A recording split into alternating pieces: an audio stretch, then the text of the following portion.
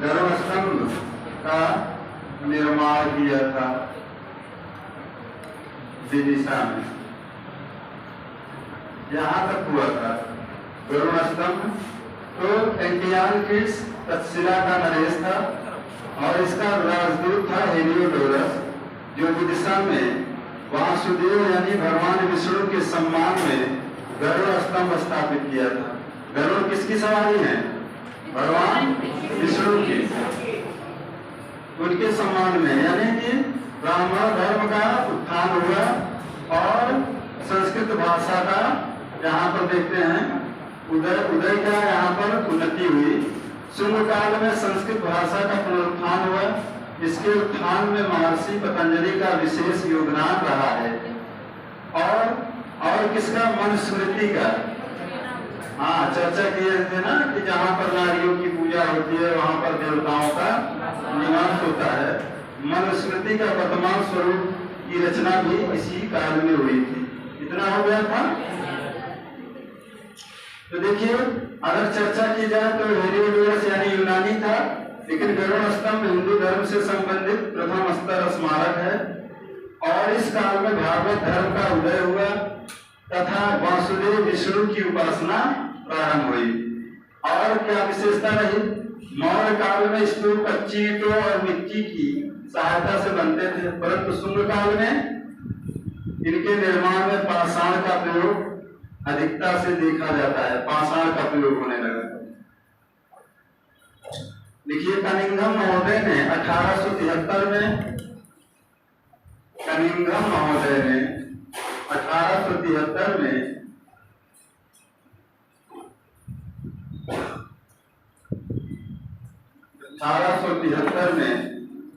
भरहुत स्तूप का पता लगाया।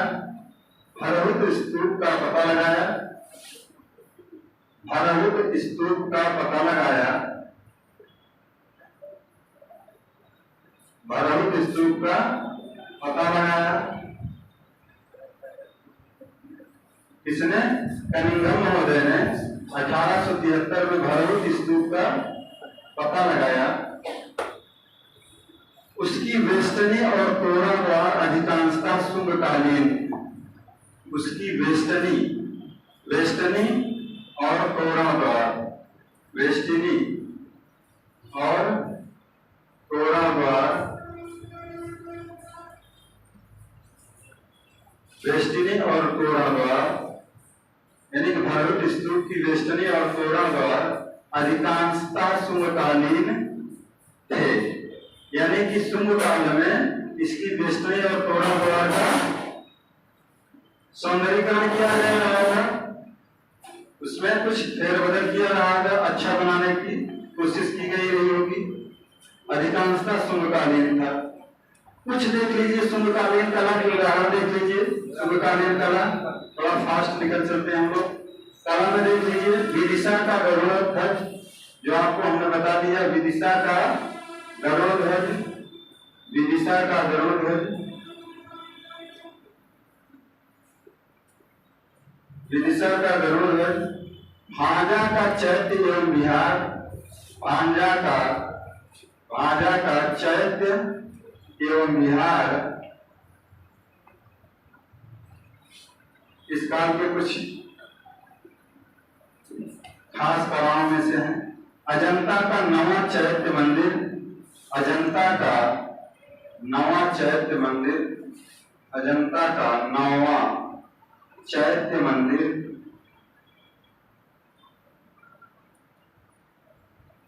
चैत्य मंदिर, अजंता का नवा चैत्य मंदिर। नासिक तथा कार्ले के चैत्य, नासिक तथा कार्ले के चैत्य तथा कार्ले के चैत्य,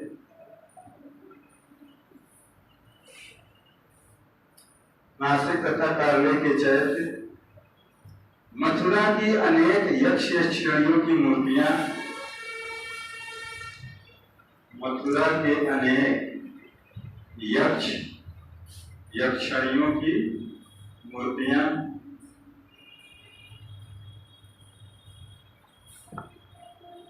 ये कुछ खास कला देखने को मिलती है। इन जगहों पे मथुरा कहने की यक्षिणियों की मूर्तियां। तो शुंग काल इस तरह से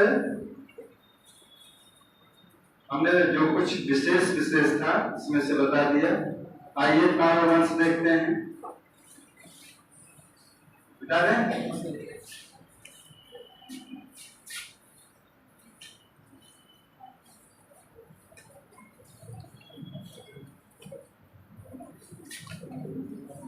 बस जरा सा है, छोटा सा, इसमें 4 शासक हुए ही थे।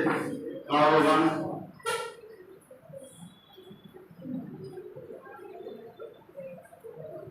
वंश इसमें लिख लीजिए 75 से 30 ईसा पूर्व, 75 से 30 ईसा पूर्व पुस्तक में लिख लीजिए।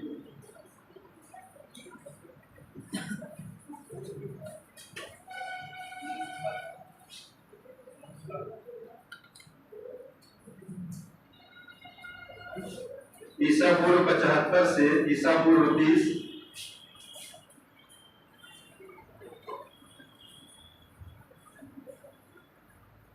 इसमें लिख लीजिए 2-3 लाइन लिखिए। शुंग वंश के अंतिम सम्राट देवभूति की, शुंग वंश के अंतिम सम्राट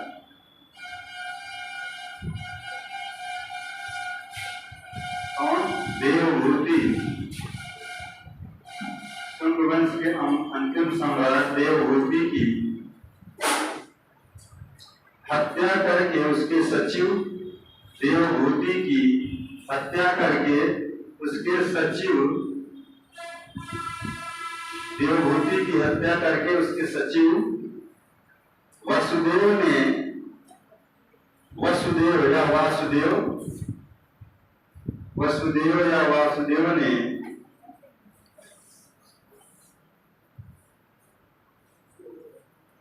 ईसा पूर्व 75 में, यानी 75 ईसा पूर्व में, ईसा पूर्व 75 में,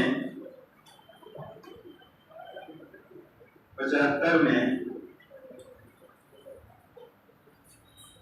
किस वंश की नींव डाली? मगध में कण्व वंश की नींव रखी, मगध में कण्व वंश की नींव रखी।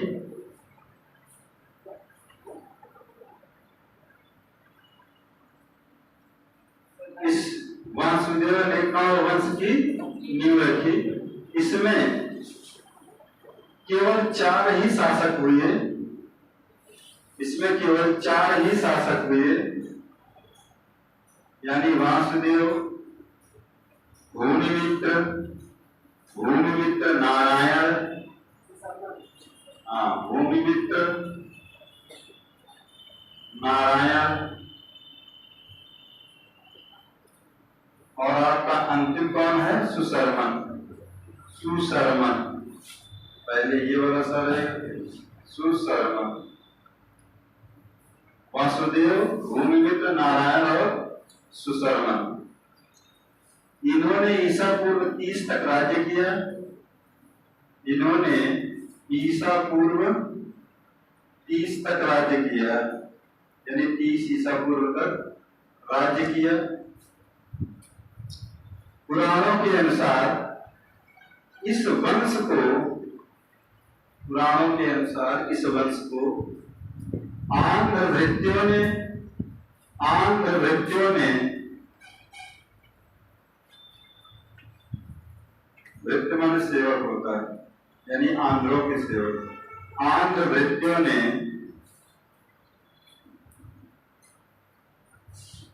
उखाड़ फेंका, आंध्र वृत्तियों ने उखाड़ फेंका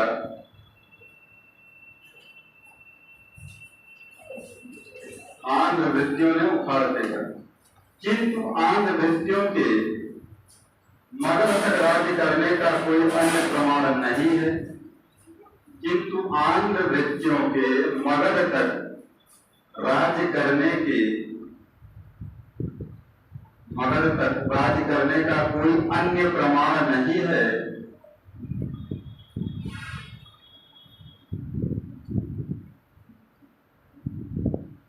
कोई अन्य प्रमाण नहीं है। पाटलिपुत्र में कुछ काल के लिए पाटलिपुत्र में कुछ काल के लिए, पाटलिपुत्र में कुछ काल के लिए मित्रवंश के राजाओं ने राज्य किया। मित्रवंश के राजाओं ने राज्य किया। मित्रवंश के राजाओं ने राज्य किया। अब देखिए, दक्कन में मौर्योत्तर राज्य आपको देखने को मिलेगा, यानी उत्तर भारत के समान दक्कन में भी मौर्य साम्राज्य के अंत के बाद नए राज्यों का उदय हुआ, जिसमें ईसा पूर्व प्रथम शताब्दी के मध्य में कलिंग राज्य अपने राजा खारवेल के नेतृत्व में शक्तिशाली हो गया। कलिंग राजा खारवेल के नेतृत्व में शक्तिशाली हो गया। इसी समय उत्तर पश्चिमी दक्षिण के सातवाहन राज्य का भी उदय हुआ था। हम लोग कहां से शुरू करते हैं? आंध्र सातवाहन से।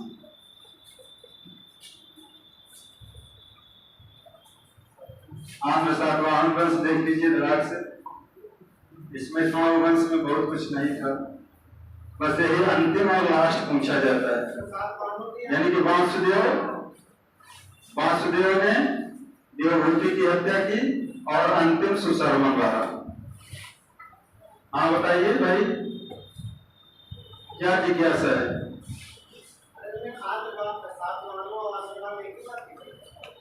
आंध्र सातवाहन वंश था। आंध्रों के भृत्य यानी सेवक रहे सातवाहन, इसीलिए उनको आंध्र सातवाहन कहा जाता है। आंध्र सातवाहन वंश में देखिए, पुराणों में सातवाहन वंश को आंध्र सातवाहन वंश लिख लीजिए। आंध्र सातवाहन वंश, सवाल इस यहां से पूछा जाता है।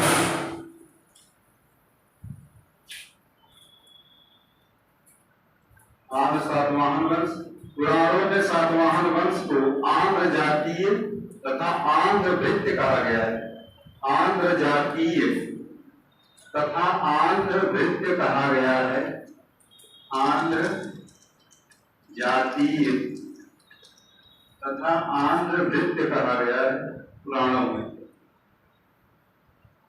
आंध्र भृत्य कहा गया है। इस वंश की स्थापना सिमुक ने की थी। सातवाहन सिमुक, याद रखना। इस वंश की स्थापना किसने की? सिमुक ने।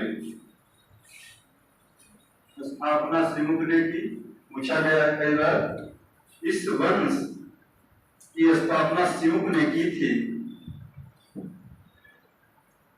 हाँ, वेरी इंपॉर्टेंट लाइन लिखिए। इस वंश के इतिहास के लिए, इस वंश के इतिहास के लिए मत्स्य तथा वायु पुराण विशेष रूप से उपयोगी हैं। मत्स्य तथा वायु पुराण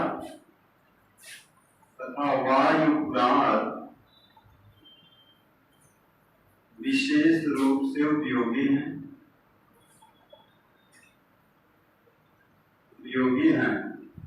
मत्स्य तथा वायु पुराण से आंध्र सातवाहन वंश के बारे में जानकारी मिलती है। तो सबसे प्राचीन पुराणों में से एक है मत्स्य पुराण। सातवाहन वंश के शासकों को दक्षिणाधिपति,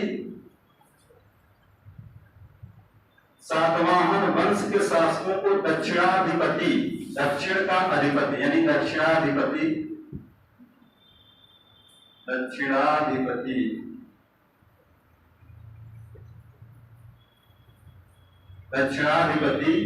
तथा इनके द्वारा शासित प्रदेश को दक्षिणापथ कहा जाता था। तथा इनके द्वारा शासित प्रदेश को दक्षिणापथ कहा जाता था। तथा इनके द्वारा शासित प्रदेश को दक्षिणापथ कहा जाता था।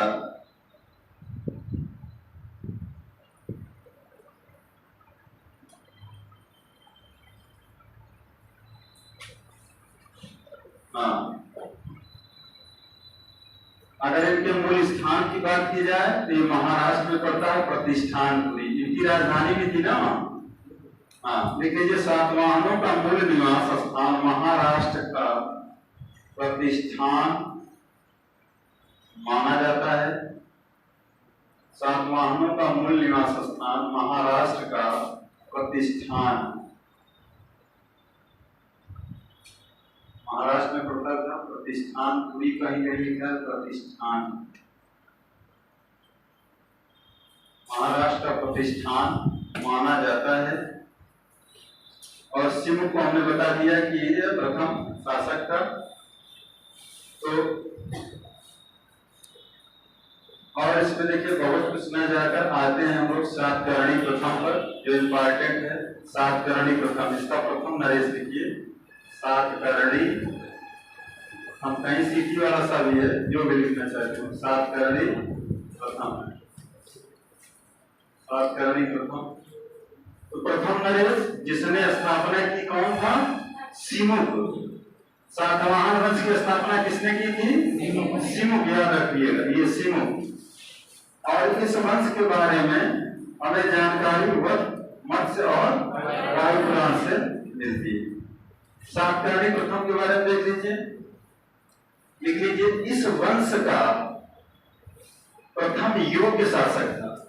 सातकर्णी प्रथम इस वंश का प्रथम योग्य शासक था। जैसे गुप्त वंश में मिलते हैं श्रीधर और ये आपके घटोत्कच, लेकिन देखा जाए तो वास्तविक संस्थापक कौन था? चंद्रगुप्त प्रथम। मौर्य मत जाइए, गुप्त वंश।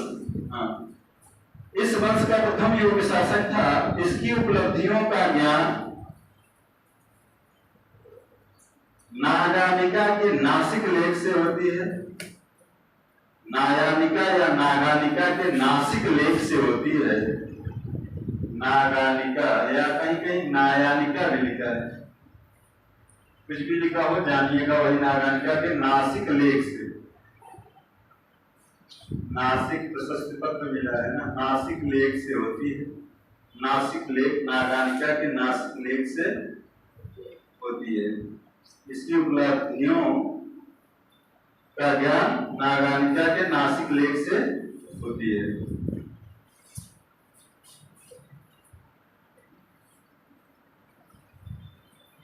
तो कुल मिलाकर ये सातवाहन जो है हमारे भारत के दक्षिणी छोर पर शासन करते हुए मिलेंगे आपको, और काफी समृद्धशाली वंश भी इनका रहा। इनके वंश में काफी शक्तिशाली राजा भी हुए,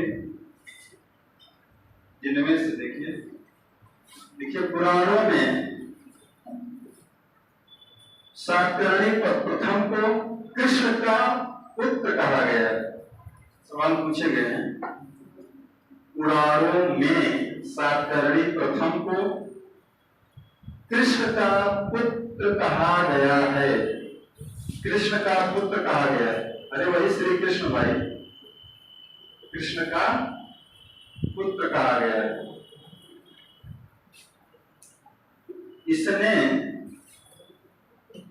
इसने 2 अश्वमेध तथा 1 राजसूय यज्ञ का अनुष्ठान किया था। 2 अश्वमेध, 2 अश्वमेध और 1 राजसूय यज्ञ का अनुष्ठान किया था, और 1 राजसूय यज्ञ का अनुष्ठान किया था। सातकर्णी प्रथम में 2 अश्वमेध पूछा गया है, 2 अश्वमेध तथा 1 राजसूय यज्ञ का अनुष्ठान अपने कार्यकाल में किया था। और इसने अपनी राजधानी कहाँ बनाई थी? वही प्रतिष्ठानपुरी, लिख लीजिए। इसने गोदावरी तट पर स्थित, किस नदी पर थी प्रतिष्ठानपुरी? गोदावरी तट पर स्थित, गोदावरी तट पर स्थित प्रतिष्ठान को अपनी राजधानी बनाया। गोदावरी तट पर स्थित प्रतिष्ठान को अपनी राजधानी बनाई।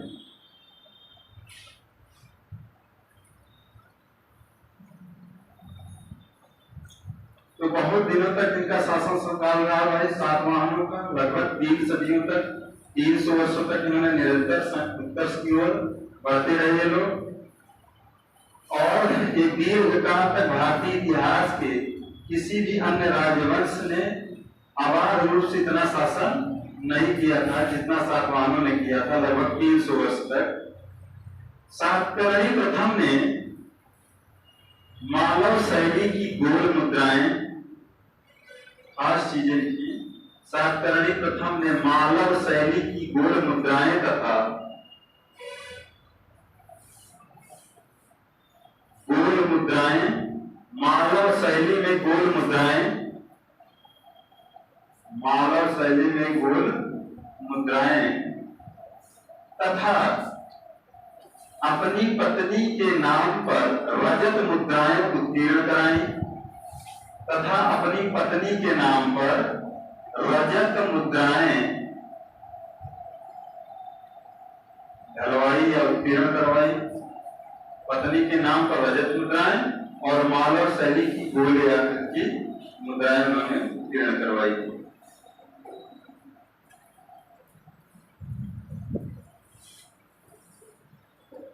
देखिए एक हाल शासक हुआ इसमें, सातवाहनों का एक महानतम शासक हाल हुआ था। हाल, इसके बारे में लिखिए आगे। हाल, तो ये इसका कार्यकाल जो था शांति वाला काल था, इसलिए जाना जाता है। जैसे अशोक एकमात्र युद्ध, उसके बाद शांति का काल उनका शुरू होता है। देख लीजिए, प्रारंभिक सातवाहन राजाओं के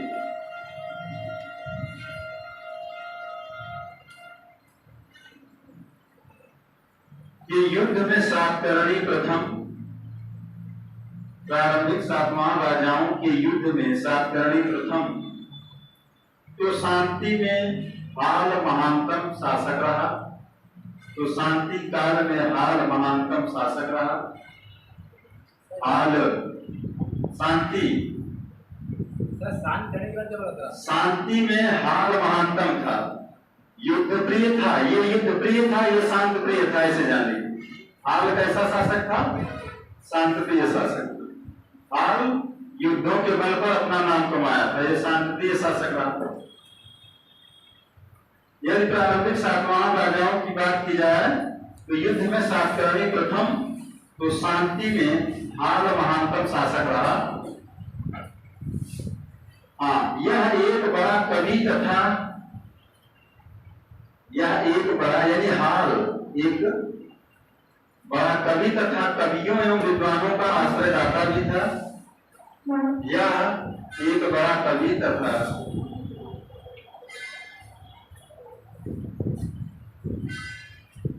विद्वानों का आश्रयदाता भी था। हाल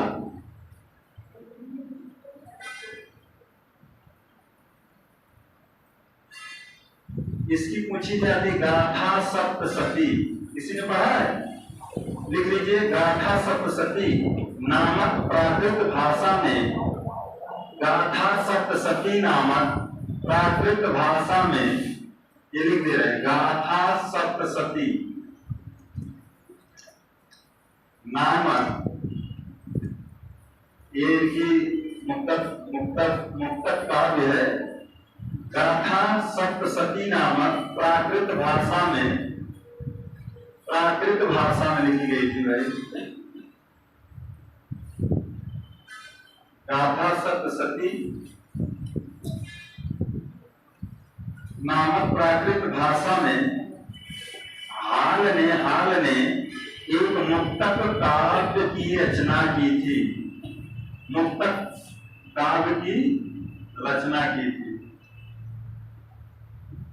मुक्तक काव्य की रचना की थी। याद रखिएगा, गाथा सप्तशती को पूछा गया है, मैचिंग के लिए भी आता है। अभी लास्ट में 4-6-10 रचनाएं और लिखवा देंगे इस तरह की। तो ये हाल की रचना है भाई, मुक्तक काव्य है। हाँ, इसकी राज्यसभा में बृहत कथा के रचयिता गुडाट, बृहत कथा के रचयिता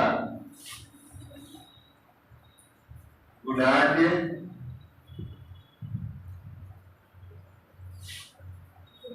इसकी राज्यसभा में बृहत कथा के रचयिता गुडाढ्य रहते थे भाई। बृहत कथा के रचयिता गुडाढ्य। पैसाची प्राकृत में, ये पैसाची प्राकृत में लिखा गया है। पैसाची प्राकृत में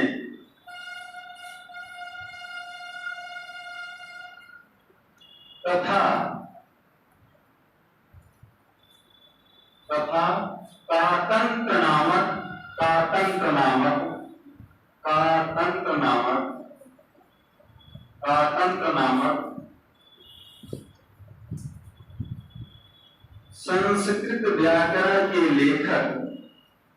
संस्कृत व्याकरण के लेखक सर्ववर्मन निवास करते थे।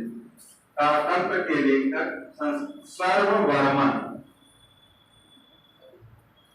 कातंत्र इनकी रचना है। नामक संस्कृत व्याकरण के लेखक, कातंत्र नामक संस्कृत व्याकरण के लेखक सर्ववर्मन निवास करते थे।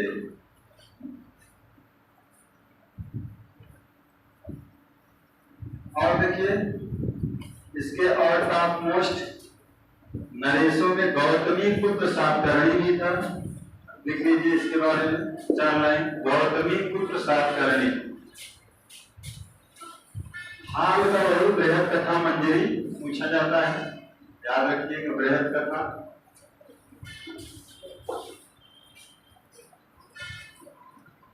लिखिए। गौतमी पुत्र सातकर्णी 106 से 130 ईस्वी। गौतमी पुत्र सातकर्णी, गौतमी पुत्र सातकर्णी, इसके बारे में देख लीजिए। कार्यकाल 106 से 130 ईस्वी। 106 से 130 ईस्वी में आ गए हैं लोग। गौतमी पुत्र सातकर्णी 106 से 130।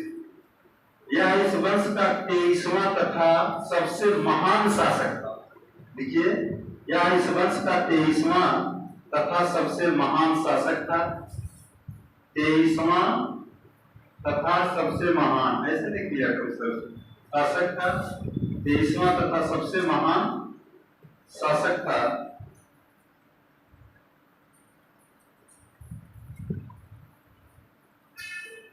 उसने अपने आप को एकमात्र ब्राह्मण कहा। उसने अपने आप को एकमात्र ब्राह्मण कहा।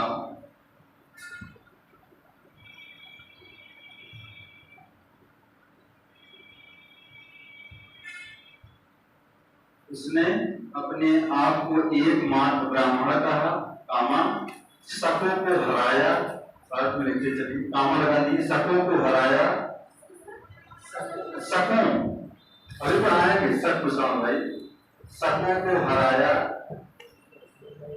शकों को हराया तथा क्षत्रिय शासकों के दर्प को चूर किया, यानी घमंड को चूर किया। तथा क्षत्रिय शासकों के दर्प को चूर किया। दर्प माने घमंड को चूर किया। लिख लो भैया, दर्प नहीं लिख पा रहे, ये तो हम बोल देते हैं जिससे आपकी हिंदी में पकड़ हो। दर्प माने घमंड।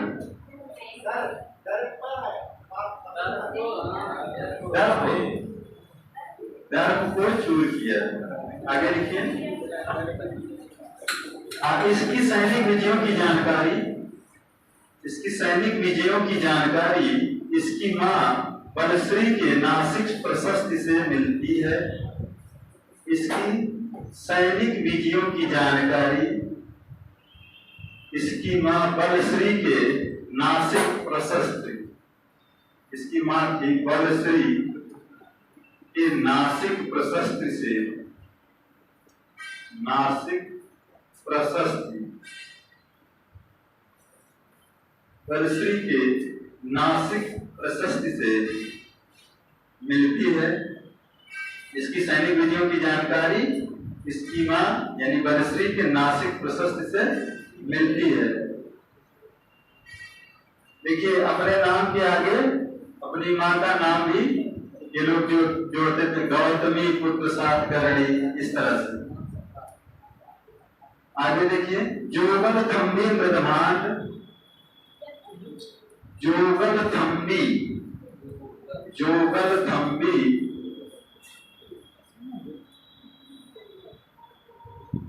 मृदभांड,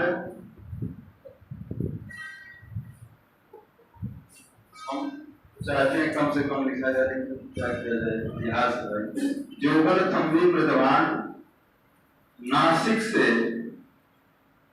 ये कहां से मिला? नासिक से नहपान की भारी संख्या में, नहपान, नहपान,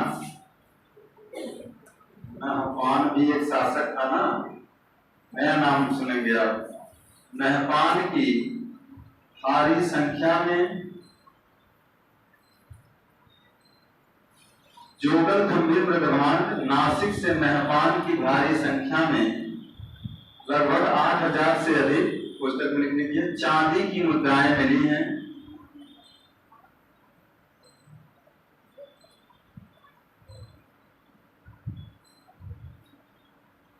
8000 से अधिक चांदी की मुद्राएं मिली हैं।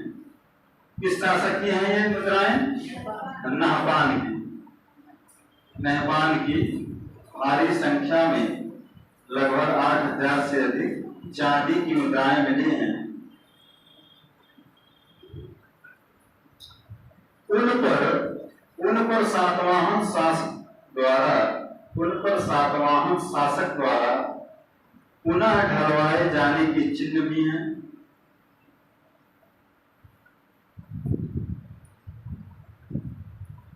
उन पर सातवाहन शासक द्वारा पुनः ढलवाए जाने के चिन्ह हैं।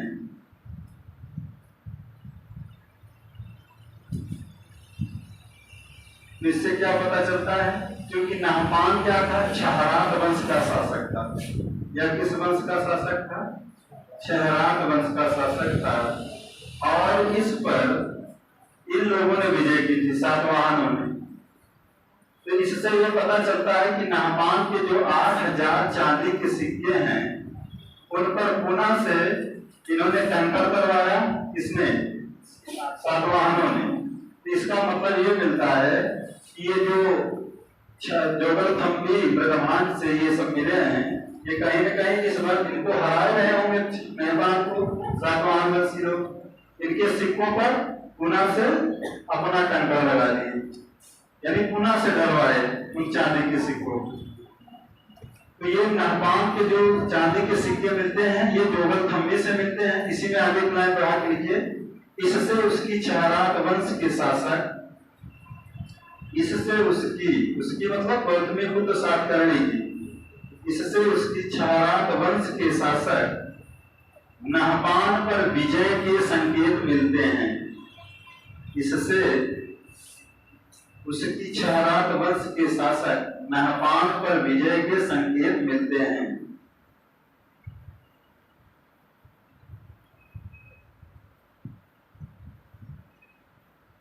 और देखिए कि एक उपाधि है, पूछी जाती है। देखिए, गौतमी पुत्र सातकर्णी ने बेड़ कटक स्वामी, बेड़ कटक स्वामी की उपाधि धारण की थी। बेड़ कटक स्वामी यानी नासिक जिले का स्वामी। उस टाइम पर बेड़ कटक कौन था? नासिक जिला हुआ करता। बेड़ कटक स्वामी की उपाधि धारण की थी। गौतमी पुत्र सातकर्णी ने बेड़ कटक स्वामी की उपाधि धारण की तथा बेड़ कटक नामक नगर की स्थापना की, तथा बेड़ कटक नामक नगर की स्थापना की।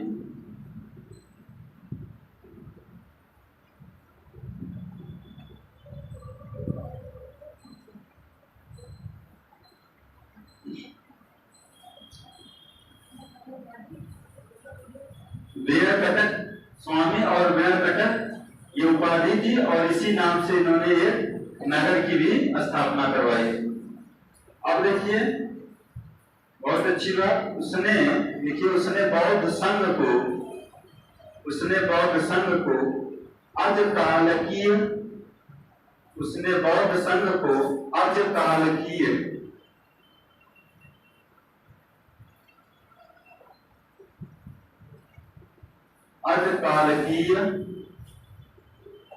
तथा कार्य के भिक्षु संघ को कार्ले के भिक्षु संघ को करजक ग्राम दान में दिए। करजक ग्राम, कार्ले के भिक्षु को करजक ग्राम दान में दिया था। कार्ले के भिक्षु संघ को करजक नामक ग्राम दान में दिए। कार्ले के भिक्षु संघ को करजक नामक ग्राम दान में दिए।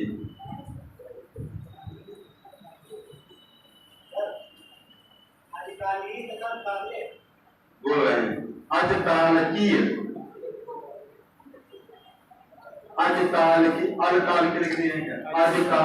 तथा करजक नामक ग्राम, या बना लीजिए अजकालकीय तथा कार्ले के भिक्षुकों को करजक नामक ग्राम दान में दिए।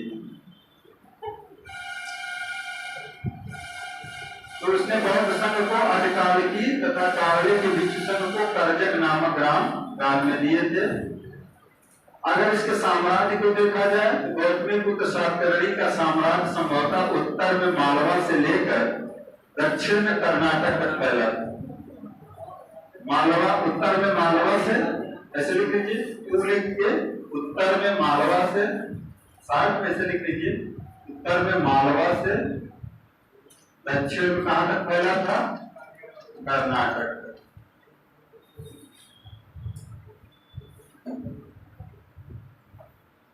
गौतमीपुत्र सातकर्णी का साम्राज्य उत्तर में मालवा से लेकर दक्षिण में कर्नाटक तक फैला था।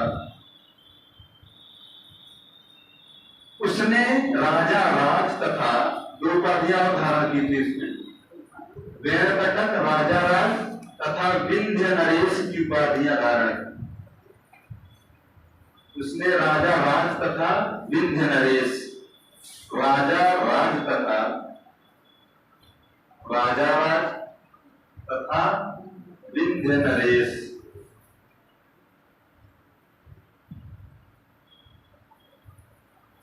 मालवा मतलब मध्य प्रदेश ना, तो विंध्याचल की पहाड़ियां मिलती हैं कि नहीं, इसीलिए उन्होंने राजा राज तथा विंध्य नरेश की उपाधि भी ग्रहण की। और वेणकटक स्वामी, नासिक जिला कहाँ पड़ता है? क्या जाती है ना। और उधर क्या आता है? अंगूर। अरे वो मेला तो लगता है। नासिक की प्याज बहुत मशहूर है। देखिए छोड़िए इनको, बहुत बड़ा चैप्टर है। 300 साल शासन किए थे। खास नरेशों को लिख लीजिए। अगले नरेश हैं वासिष्ठीपुत्र पुलमावी।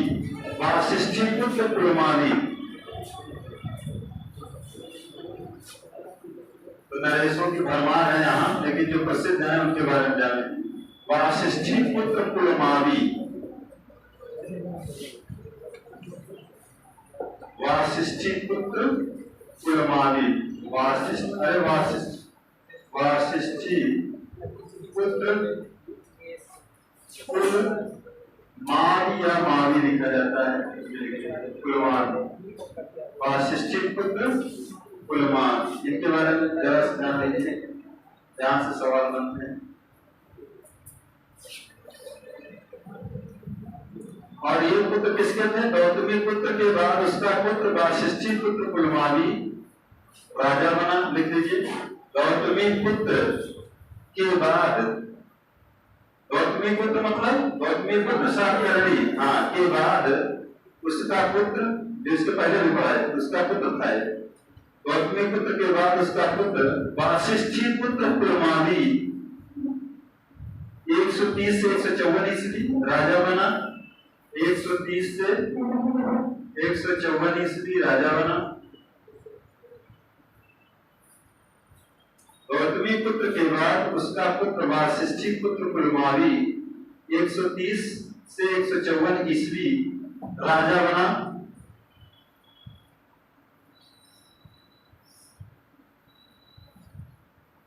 तो इन्होंने इसको आंध्र सम्राट कहा जाता है। तो ये माना जाता है कि आंध्र प्रदेश पर इन्होंने विजय प्राप्त की रही होगी। समझ रहे हैं?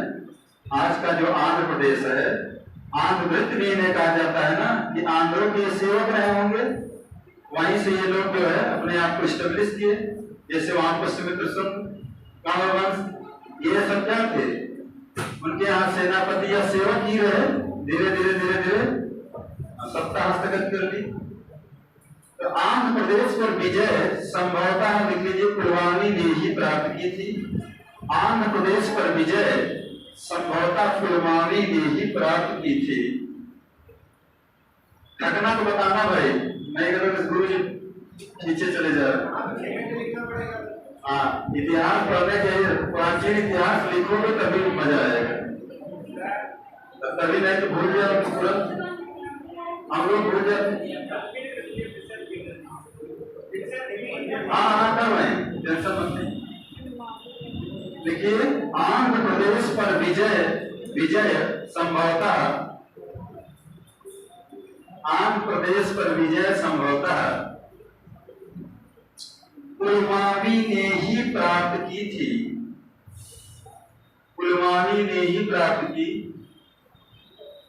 अंदर आ गए भाई, बाहर से ऐसे करने से अच्छा अंदर में। आंध्र प्रदेश में विजय संभवतः पुलमावी ने ही प्राप्त की थी, अतः उसे प्रथम आंध्र सम्राट भी कहा जाता है। अतः उसे प्रथम आंध्र सम्राट भी कहा जाता है। ये यहाँ खा लिया गया, ये आ जाओ, ये यहाँ आ जाओ, यहाँ। अतः उसे प्रथम आंध्र सम्राट भी कहा जाता है। अतः उसे प्रथम आंध्र सम्राट भी कहा जाता है। प्रथम आंध्र सम्राट भी कहा जाता है। तो प्रथम आंध्र सम्राट वासिष्ठी पुत्र पुलमावी। प्रथम आंध्र सम्राट किसे कहा जाता है? वासिष्ठी पुत्र पुलमावी को, क्योंकि इन्होंने आंध्र प्रदेश की विजय की थी। आंध्र प्रदेश की राजधानी कहाँ है? आंध्र प्रदेश की राजधानी अमरावती। बहुत सुव्यवस्थित ढंग से बसाई गई है जिस चंडीगढ़ के तर्ज पे। और तेलंगाना की पुरानी वाली राजधानी अमरावती। पुलमावी ने अपनी राजधानी, लिख लीजिए इनकी राजधानी क्या थी?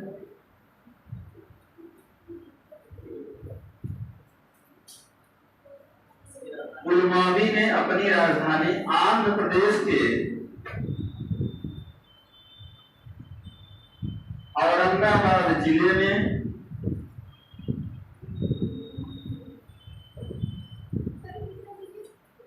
पुलमावी ने अपनी राजधानी आंध्र प्रदेश के औरंगाबाद जिले में गोदावरी नदी के किनारे, औरंगाबाद आंध्र प्रदेश में तो नहीं पड़े, महाराष्ट्र करो से, महाराष्ट्र कर लीजिए।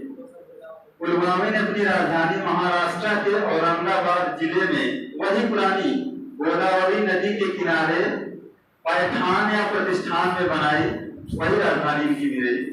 इसी को पैठान या प्रतिष्ठान में बनाई, पुरानी राजधानी को ही बनाए रखा।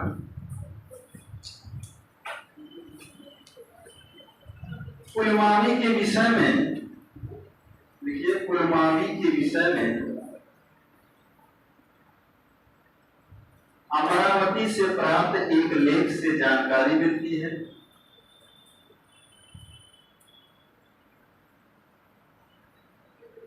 पुलमावी कुलमावी के विषय में अमरावती से प्राप्त एक लेख से जानकारी मिलती है।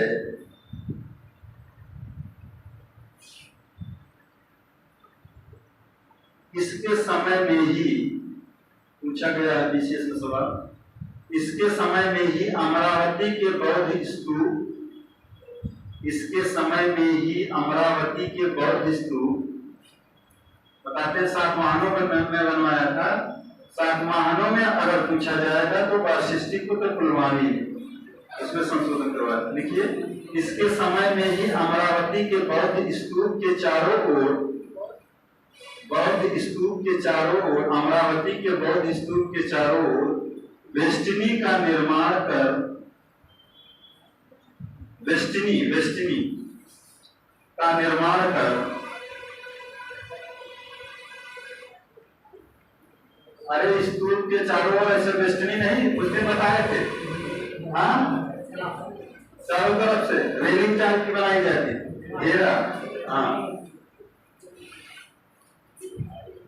निर्माण कर, अमरावती के बौद्ध स्तूप के चारों ओर वेष्टिनी का निर्माण कर स्तूप को संवर्धित किया गया था, स्तूप को संवर्धित किया गया था।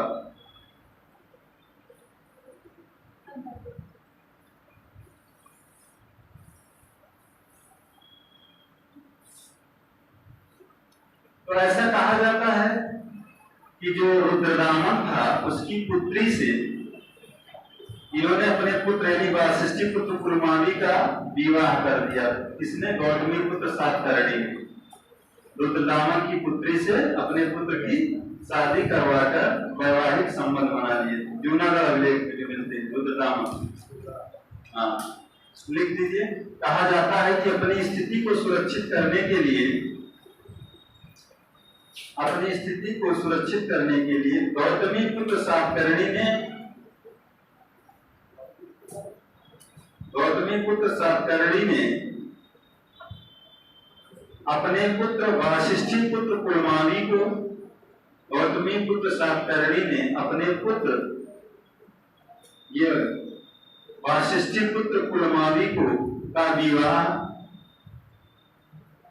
गौतमी पुत्र सातकर्णी ने अपने पुत्र वाशिष्ठी पुत्र कुलमावी का विवाह रुद्रदामन की पुत्री से किया था।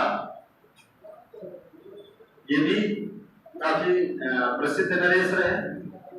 रुद्रदामन की पुत्री से किया था। वाशिष्ठी पुत्र कुलमावी का विवाह किससे किया था? रुद्रदामन की पुत्री से किया था।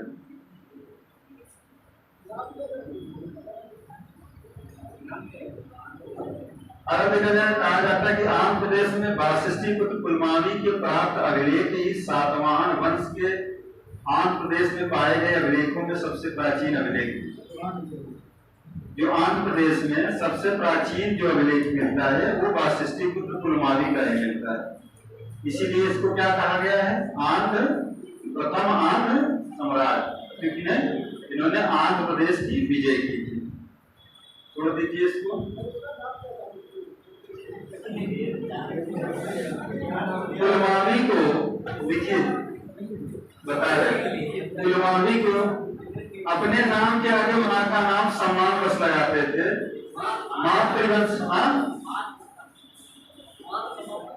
क्या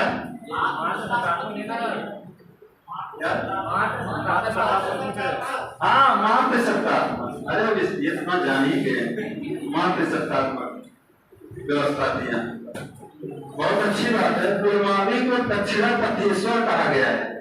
कुलमावी को दक्षिणा पथेश्वर कहा गया है। दक्षिणा पथेश्वर कहा गया है। कुलमावी को दक्षिणा पथेश्वर कहा गया है। पुराणों में इसका नाम पुलोमा मिलता है। पुराणों में इसका नाम पुलोमा मिलता है। पुलोमा, पुराणों में इसका नाम पुलोमा मिलता है। कुलमावी का नाम पुराणों में पुलोमा मिलता है। इनके बारे में बहुत कुछ हो गया। अब आइए यज्ञ श्री सातकर्णी।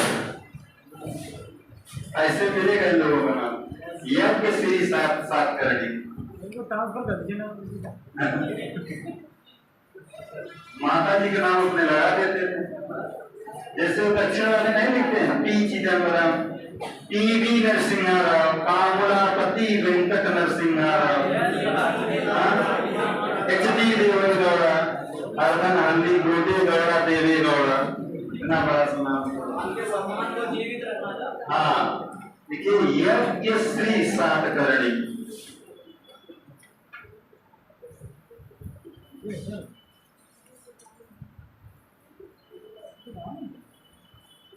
एनसीएट तैयार हो गया तो समझिए आपका बेड़ा पार ही किया।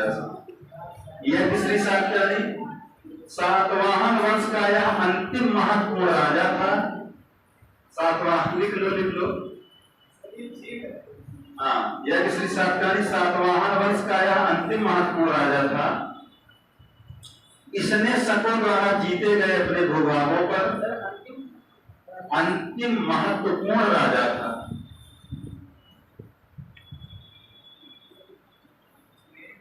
हाँ, इसने शकों द्वारा जीते गए अपने भूभागों पर, इसने शकों द्वारा जीते गए अपने भूभागों पर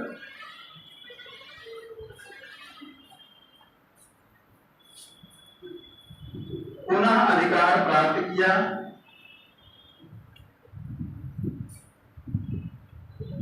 पुनः अधिकार प्राप्त किया। इसके सिक्के आंध्र प्रदेश, महाराष्ट्र, मध्य प्रदेश एवं गुजरात में प्राप्त हुए हैं। इसके सिक्के आंध्र, महाराष्ट्र, मध्य प्रदेश, गुजरात, आंध्र, महाराष्ट्र, मध्य प्रदेश, गुजरात में प्राप्त हुए हैं।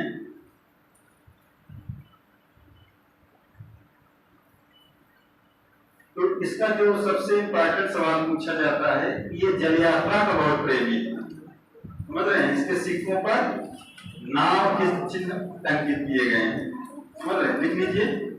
यज्ञ श्री सातकर्णी व्यापार एवं जल यात्रा का प्रेमी था। ये विशेष में पूछा गया सवाल है। यज्ञ श्री सातकर्णी व्यापार एवं जल यात्रा का प्रेमी था।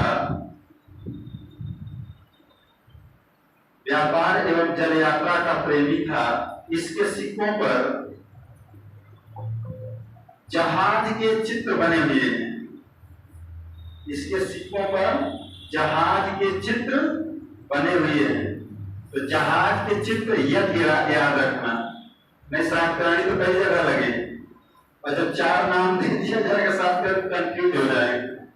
अच्छे लोग, तो जहाज का चित्र बना हुआ है यज्ञ श्री सातकर्णी के सिक्कों पर। जहाज यानी नाव का, उस समय जो भी चलते थे, हाँ, का चित्रण किया गया है। हाँ, लिख लीजिए। इसके सिक्कों पर जहाज के चित्र बने हुए हैं जो उसके जल यात्रा एवं समुद्री व्यापार के प्रेम को दर्शाते हैं। अब देखिए इनकी संस्कृति के बारे में कुछ जान लीजिए।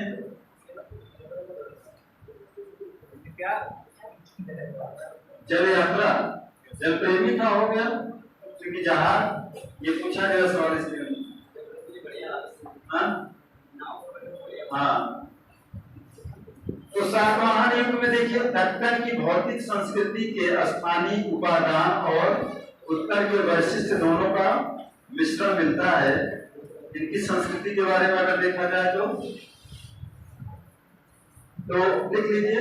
सातवाहन युगीन संस्कृति में करीमनगर जिले में, देखिए सातवाहन युगीन संस्कृति, सातवाहन युगीन संस्कृति लिख लीजिए। सातवाहन युगीन संस्कृति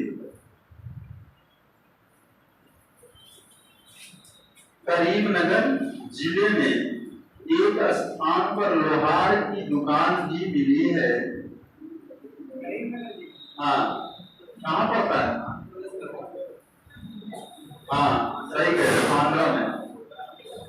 सातवाहन युग में देखिए दक्कन की भौतिक संस्कृति के स्थानीय उपादान और उत्तर के वैशिष्ट दोनों का मिश्रण आपको मिलेगा। लिख लीजिए, करीमनगर जिले में एक स्थान पर लोहार की एक दुकान मिली है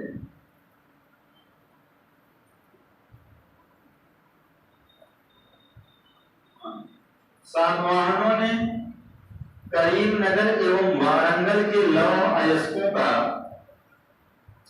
प्रयोग किया होगा। मतलब इससे ज्ञात होता है कि सातवाहनों ने करीमनगर एवं वारंगल के लौह अयस्कों का प्रयोग किया होगा।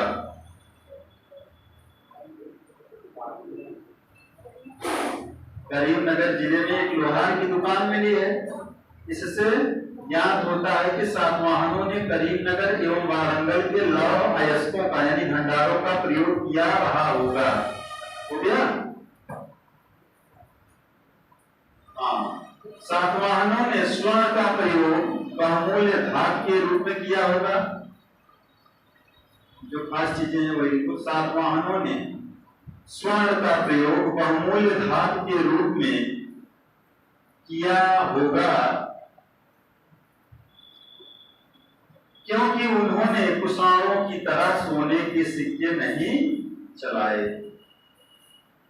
सातवाहनों ने स्वर्ण का प्रयोग बहुमूल्य धातु के रूप में किया होगा, क्योंकि उन्होंने कुषाणों की तरह, कुषाण शासकों ने सोने के सिक्के चलाए थे ना, हाँ, कुषाणों की तरह सोने के सिक्के नहीं चलाए। कुषाणों की तरह सोने के सिक्के नहीं चलाए। हाँ, पूछा गया सवाल है, उनके सिक्के अधिकांशतः शीशे के हैं। उनके सिक्के अधिकांशतः किसके हैं? शीशे के हैं। उनके सिक्के अधिकांशतः शीशे के हैं।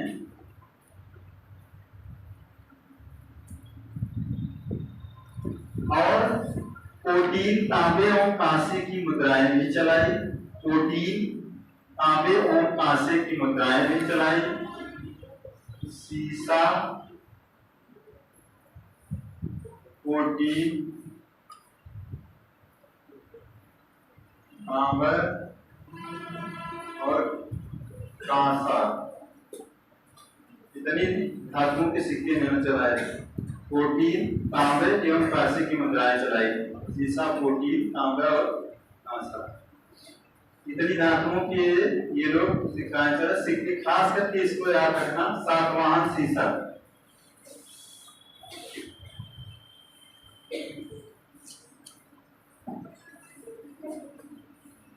अब देखिए, अगर दक्कन के लोग कपास उपजाते थे, विदेशियों के विवरण में भी आंध्र कपास के उत्पादन का मशहूर होना बताया गया है कि आंध्र प्रदेश में काली मिट्टी पाई जाती है ना। काली मिट्टी में क्या पैदा होता है? कपास।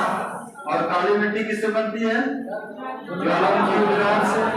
और इस पट्टी में देखिए किनारे किनारे जो है कपास का उत्पादन खूब होता है। गुजरात, महाराष्ट्र से लेकर दक्षिण भारत। पढ़े होंगे आप लोग भूगोल में, ठीक?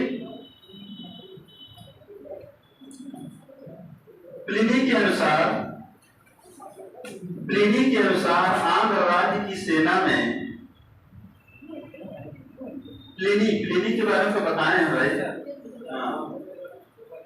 बताइए इनकी पुस्तक नेचुरल हिस्ट्री का। Natural history. प्लिनी के अनुसार आंध्र राज्य की सेना में 1 लाख पदार्थ यानी पैदल, 2000 घुड़सवार और 1000 हाथी थे। प्लिनी के अनुसार आंध्र राज्य की सेना में 1 लाख पैदल, 2000 घुड़सवार और 1000 हाथी थे। बहुत बड़ी सेना थी भाई, 1000 हाथी थे।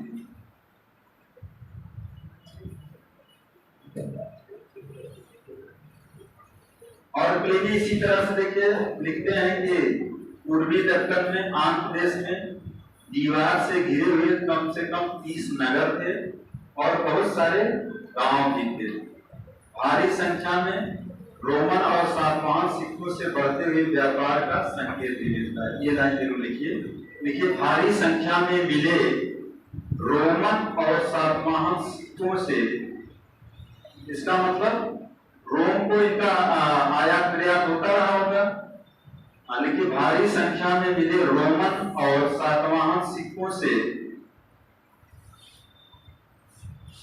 बढ़ते हुए व्यापार का संकेत मिलता है। बढ़ते हुए व्यापार का संकेत मिलता है।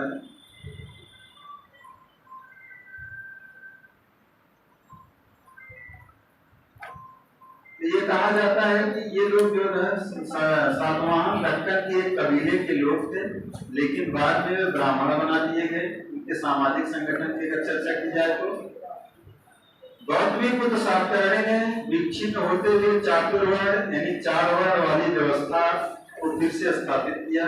ये पीछे के सवाल है। और वर्ण संकर व्यवस्था वर्णों और जातियों के सम्मिश्रण को रोका भी था उन्होंने।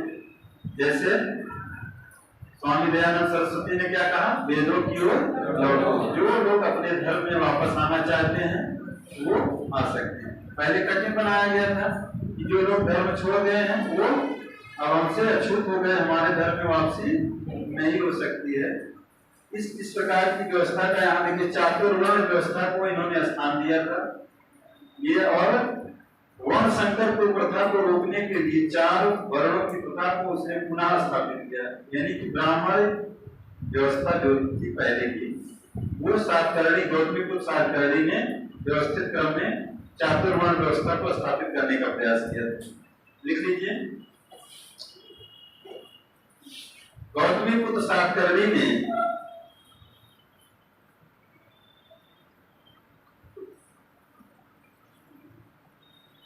विच्छिन्न होते चातुर्वर्ण व्यवस्था को फिर से स्थापित किया। विच्छिन्न होते चातुर्वर्ण व्यवस्था को, चातुर्वर्ण ये तो जानते हैं ना, ब्राह्मण क्षत्रिय वैश्य शूद्र चातुर्वर्ण व्यवस्था, वहां वैदिक काल में आया था ना। हाँ, चातुर्वर्ण व्यवस्था को चातुर्वर्ण व्यवस्था को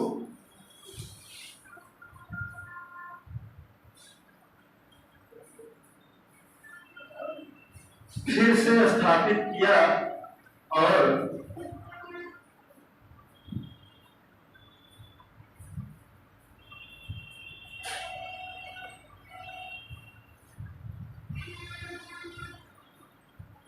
इतने लिखिए, फिर से स्थापित किया। ब्राह्मणों को भूमिदान, अगली लाइन में लिखिए, ब्राह्मणों को भूमिदान या जागीर देने वाले प्रथम शासक सातवाहन ही थे। आईएएस में भी पूछा गया है, ईसीएस में भी ये सवाल। ब्राह्मणों को भूमिदान या जागीर देने वाले प्रथम शासक सातवाहन ही थे। ब्राह्मणों को भूमिदान या जागीर देने वाले प्रथम शासक सातवाहन ही थे।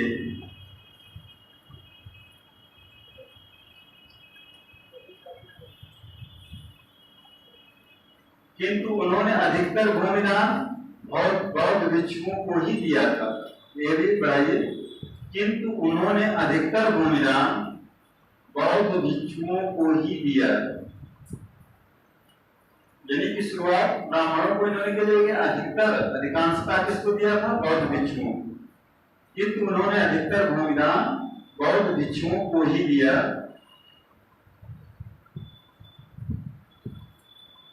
अब देखिए यहाँ जैसे उत्तर के जो कट्टर ब्राह्मण थे, इनको जो है नंबर 2 का मानते थे। ये नंबर 2 वाले ब्राह्मण, हम लोग उत्तम है। अभी आप लोगों में चलता होगा, हाँ ना, कुछ गोत्र का होता है सर, हम उत्तम है, आप थोड़ा सा लोग हैं, इस तरह क्यों चलता है ना। अच्छा, जो भी हो, उत्तर के कट्टर ब्राह्मण लोग आंध्रों को वर्ण संकर मानकर हीन समझते थे। कहते थे ये बने बनाए ब्राह्मण, हम लोग उत्तम किस्म के ब्राह्मण। यहाँ उत्तर भारत वाले। हाँ,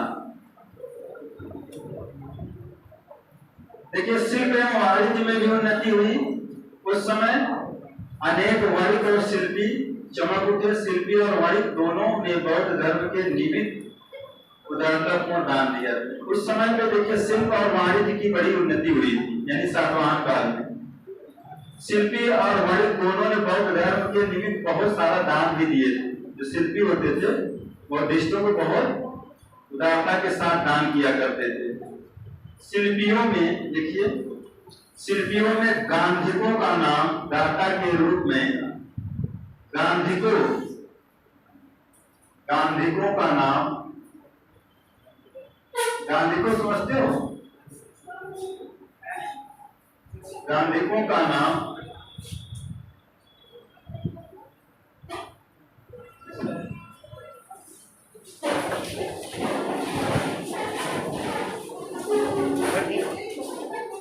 भाई जो ये लोग अपने से कर देते हैं।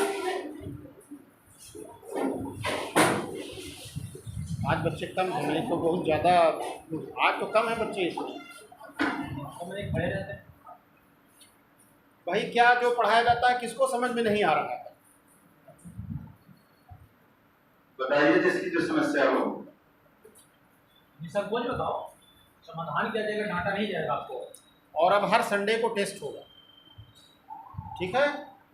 और जो अच्छे बच्चे होंगे उनके लिए अलग से क्लास चलाई जाएगी। भीड़ में दिक्कत हो रही है और क्वालिटी प्रभावित हो रही है इससे, ठीक है? तो जो सीरियस लोग हैं वो बैठे हैं इस क्लास में, जो नॉन सीरियस हैं वो बीए की कोर्स हमारी चल रही है उसमें पढ़ें, या अलग से उनके लिए सेक्शन चलाया जाएगा, ठीक है? और जो विषय चलेगा वो फिर कंटिन्यूअस चलेगा, ठीक है?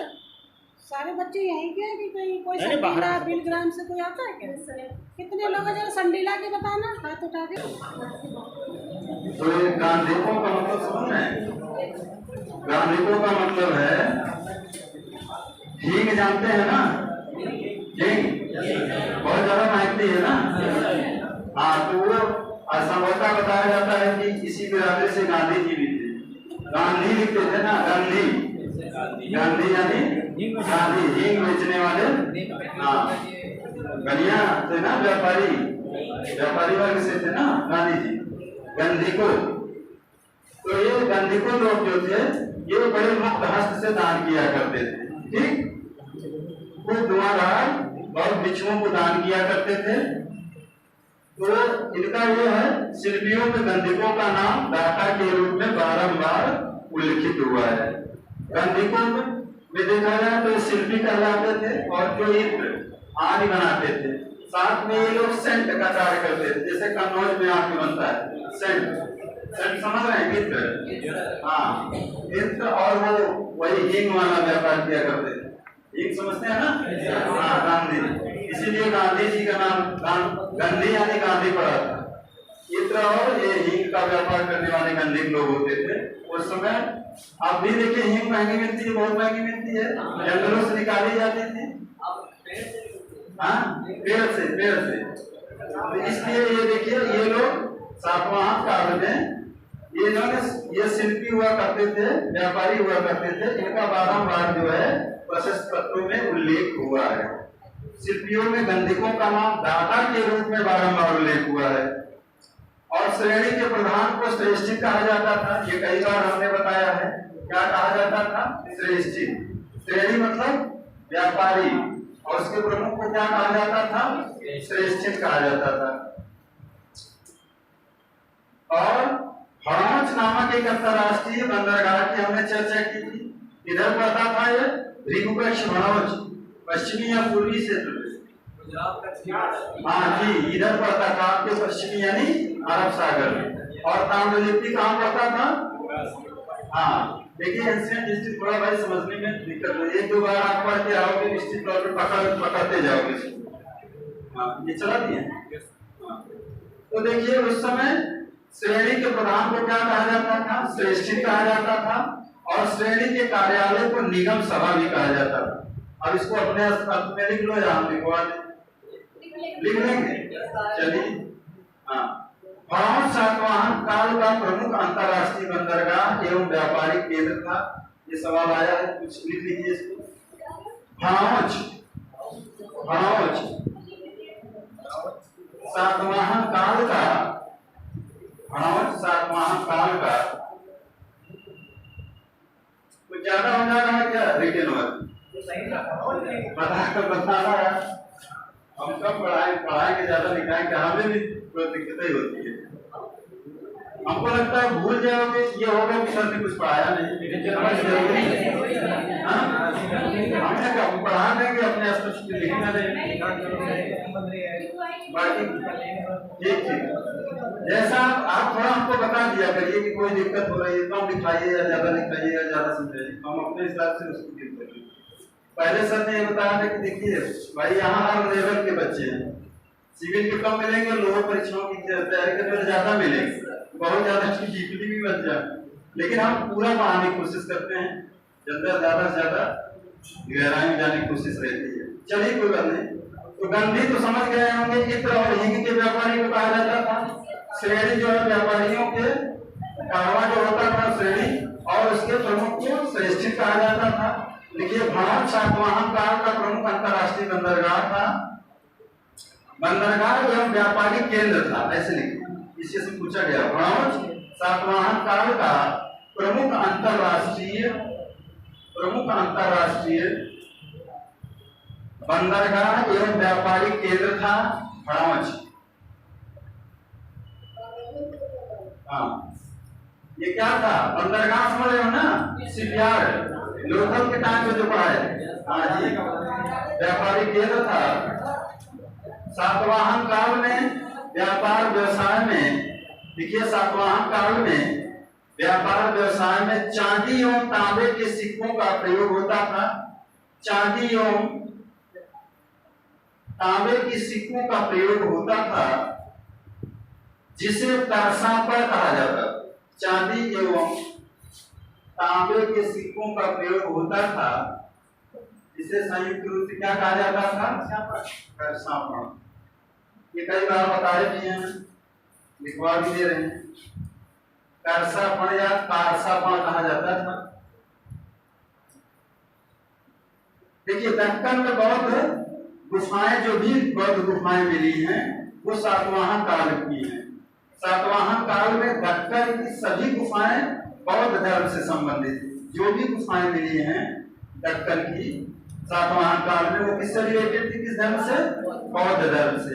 ये जो है ब्राह्मण धर्म को एक आश्रयदाता होते हुए भी कहीं न कहीं बौद्ध धर्म को कभी हीन नहीं समझे। सातवाहन जो भी शासक रहे, इन्होंने बौद्ध धर्म को ज्यादा से ज्यादा भूमि भी दान किया था, लेकिन ब्राह्मणों को अगर पूछा जाए जागीर और भूमि दान देने की कथा इसने शुरू की तो सातवाहन शासकों ने शुरू की। ठीक, तो देखिए सातवाहन काल में दक्कन की सभी गुफाएं बौद्ध धर्म से संबंधित हैं। यह 200 वर्ष का काल दक्षिण में बौद्ध धर्म के लिए सर्वाधिक गौरवशाली भी रहा। अगर उधर देखा जाए अशोक को भी, अशोक के पतन का कारण मौर्य वंश के क्या माना जाता है? ब्राह्मण धर्म का विरोधी रहा होगा। कुछ विद्वान मानते हैं ब्राह्मण धर्म का विरोधी था, इसीलिए देखिए ब्राह्मण सेनापति ने अंतिम मौर्य शासक की हत्या कर दी थी, लेकिन उन्होंने कहीं न कहीं ब्राह्मणों को प्रोत्साहन भी दिया है। कई जगहों पर मिला है ब्राह्मणों श्रमणों को किसी भी मतलब धर्म सहिष्णु भी था। उसके 12वें शिलालेख में धर्म सहिष्णु होने का प्रमाण भी मिलता है। समझ रहे हैं कि उन्होंने कहीं न कहीं किसी भी धर्म को यह नहीं कहा कि नहीं आप हमारे राज्य में मतलब हीनता के शिकार नहीं हो सकते हैं। सबका उन्होंने बराबर सम्मान दिया, लेकिन बौद्ध धर्म को चूंकि वह ग्रहण कर चुका था, उस पर उसका फोकस ज्यादा था, इसलिए उसने बौद्ध धर्म का प्रचार प्रसार करवाया, जिसका नतीजा आज भी देखने को मिलता है हमारे पड़ोसी राष्ट्रों में। श्रीलंका में देख लीजिए जितने सिंगली हैं, 74% 80% आपको बौद्ध मिलेंगे वहाँ। थाईलैंड, चाइना बताने की जरूरत नहीं। तो ये देखिए 100 वर्षों का काल बौद्ध धर्म के लिए सर्वाधिक गौरवशाली युग रहा, यानी सातवाहन काल में। गौतमी पुत्र सातकर्णी को आगमन निलय यानी वेदों का आश्रय तथा अद्वितीय ब्राह्मण भी कहा गया। ये लाइन लिखिए, गौतमी पुत्र सातकर्णी को आगमन निलय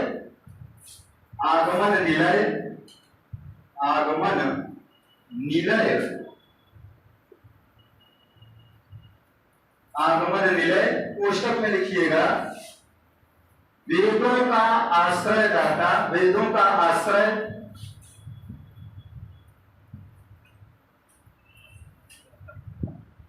कोष्टक में लिख लीजिए, वेदों का आश्रय। आगमन निलय मतलब वेदों का आश्रय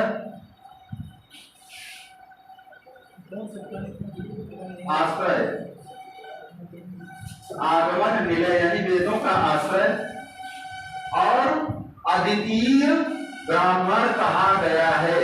अद्वितीय ब्राह्मण कहा गया है। अद्वितीय मतलब यूनिक, अद्वितीय ब्राह्मण कहा गया है। लेकिन उत्तर वाले क्या कहते थे? ये लोग हमसे निम्न कोटि वाले हैं, दक्षिण ब्राह्मण। ये लाइन लिख लीजिए, आगमन निलय यानी वेदों का आश्रय तथा अद्वितीय ब्राह्मण भी कहा गया। किसको? गौतमी पुत्र सातकर्णी। इसमें किसको कहा गया है? गौतमी पुत्र सातकर्णी को। सातकर्णी को क्या कहा गया है? आगमन निलय और अद्वितीय ब्राह्मण। और देखिए, यद्यपि राजाओं के नाम मात्र प्रधान है, ये बताने की जरूरत नहीं है, किंतु शारदा सातवाहन राजकुल पितृतंत्रात्मक था, क्योंकि राज सिंहासन का उत्तराधिकारी कौन होता था?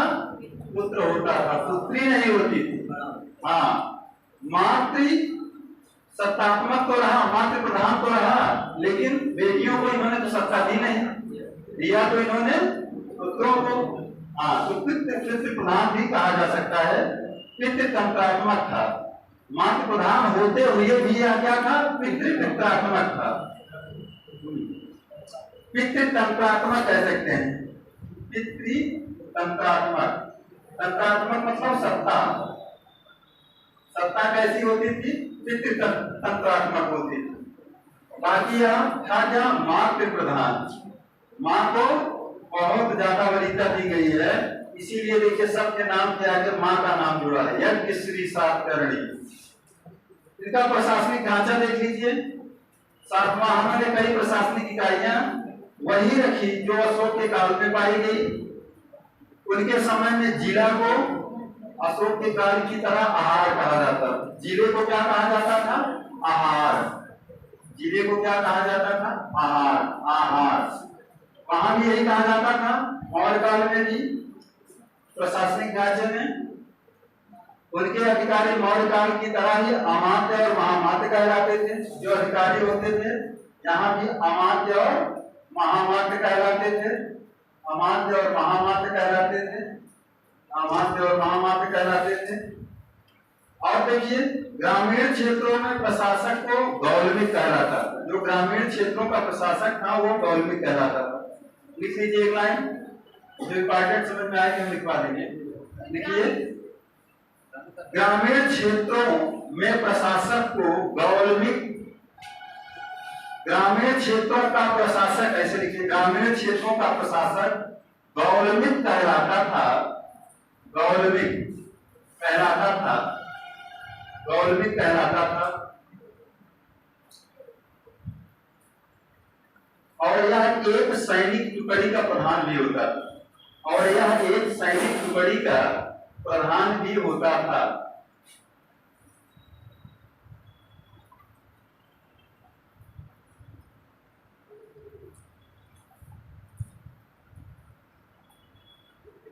तो सैनिक लक्षण देखने को मिलते हैं, युद्ध प्रेमी थे। और देखा जाए तो हाल का नाम शांत प्रियता के लिए जाना जाता है। और इनके अभिलेखों में बार बार कटक और स्कंधावार शब्दों का खूब उल्लेख हुआ है। इसका मतलब क्या हुआ? वे सैनिक और शिविर उपनिवेशी होते थे, यानी प्रशासनिक केंद्र के रूप में भी काम करते थे। इस प्रकार सातवाहन में दमन एक महत्वपूर्ण नीति रही। दमन की नीति अपनाते थे। स्वाभाविक है, जो लोग युद्ध करेंगे, जहां जाएंगे वहां दमनात्मक कार्रवाई करेंगे, स्वाभाविक सी बात है। तो इनके अभिलेखों में कटक और स्कंधावार शब्दों का उल्लेख मिलता है। इसका मतलब ये लोग सैनिकों के साथ क्या करते थे? गमन करते रहे होंगे, यानी कि युद्ध नीति में ये ज्यादा विश्वास करते थे। तभी तो इतने दिनों तक इनका शासन चलता रहा। ये अपनी शासन सत्ता काफी सुदृढ़ कर लिए थे। देखिए, इनका ये सातवाहनों को देखिए, ब्राह्मण और बौद्ध भिक्षुओं को कर मुक्त ग्राम देने की प्रथा आरंभ की। ये हमने बता दिया। सातवाहनों ने ब्राह्मणों और और भिक्षुओं को क्या देते थे? करमुक्त भूमि दान देते थे। कैसी भूमि? करमुक्त, यानी कि टैक्स फ्री होती थी। हाँ, टैक्स फ्री भूमि दान करते थे। किसको? ब्राह्मणों को और बौद्ध भिक्षुओं को। ये कई बार सवाल पूछा गया है, अपने स्तर से लिख लीजिए। जो आबाद भूमि और ग्राम में दान दिए जाते थे, उन्हें राजपुरुषों और सैनिकों के तथा हर कोई के राजकीय अधिकारियों के हस्तक्षेप से मुक्त घोषित कर दिया जाता था। यहाँ कह दिया जाता था कि किसी भी प्रकार का जो है सैनिक हस्तक्षेप या कोई भी अधिकारी जाकर इस भूमि में हस्तक्षेप नहीं करेगा। जो भूमि किसको दी गई है? बौद्ध भिक्षुओं को या ब्राह्मणों को दी गई। तो ब्राह्मणों को सर्वप्रथम भूमि दान करने की प्रथा किसने प्रारंभ की थी? शातवाहन। ये सवाल मत भूलिएगा, कई बार पूछा गया है। तो देखिए आगे, देखिए सामंतिक लक्षण भी यहाँ देखने को मिलते हैं। सामंतवाद का उदय, सामंतिक लक्षण का आभास सर्वप्रथम सातवाहन काल में देखने को मिलता है, क्योंकि इन्होंने जागीरें बांटना शुरू कर दी थी ना। हाँ, इस काल में सामंतों की 3 श्रेणियां भी देखने को मिलती है। प्रथम श्रेणी में राजा, जो सिक्के ढालने का अधिकारी होता था, प्रथम श्रेणी। द्वितीय श्रेणी में महाभोज और तृतीय श्रेणी में सेनापति आते थे। राजा, महाभोज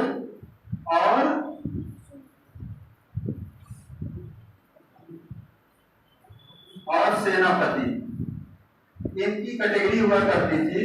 और जो जागीरदार हुआ करते थे वो कहीं ना कहीं सामंती गु यहाँ से देखने को मिलती है सातवाहन काल से। लेकिन सामंतवाद का अगर पूछा जाए उदय तो गुप्त काल में भरपूर देखने को मिलता है। समझ रहे हैं? गुप्त काल से हो गया।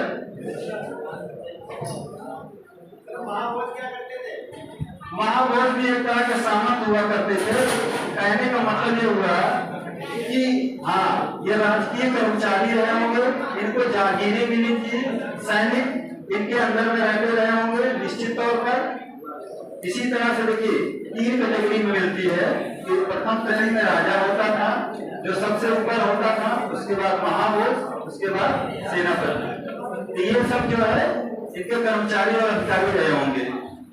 और यही जो है बाद में जो है सामंतशाही युग का प्रारंभ करते बाद गुप्त काल में भरपूर को देखने को मिलेगा सामंतवाद का उदय। धर्म, कला, भाषा यहाँ रह गया है, कल हम देख लेंगे। ठीक।